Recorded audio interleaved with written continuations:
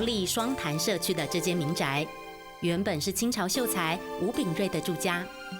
日据时期，儿子把它改建成精米所，这里也成了3义客家聚落的集股中心。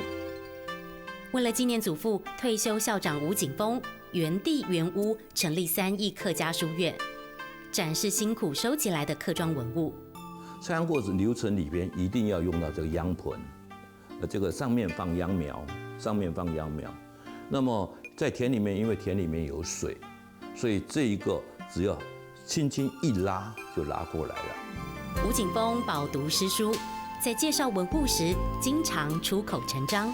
手把青秧抓满田，低头便见水中天。因为天在上面，底下有水，就会反映到天。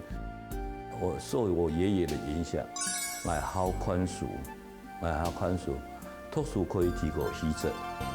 满屋的文物中有50年历史的蔗琴，看似普通，却是先民上山砍柴不可或缺的工具。客家话的扎卡就是利用2个肩膀，利用这个树枝、那个树干，把它做成这个样子之后呢，那么上面可以放很长的木头。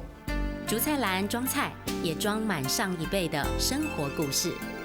他就挑着这菜篮，用扁担挑，然后孩子没人照顾，就挑着2个孩子，说不定就挑着2个孩子，那么分成两个篮子装，然后挑到山上，就把它放牛吃草一样。在吴景峰风趣的导览下，传统3义客庄生活活灵活现，让人流连其中，意犹未尽。上课喽！爱好看书，爱好看书，爱好看书。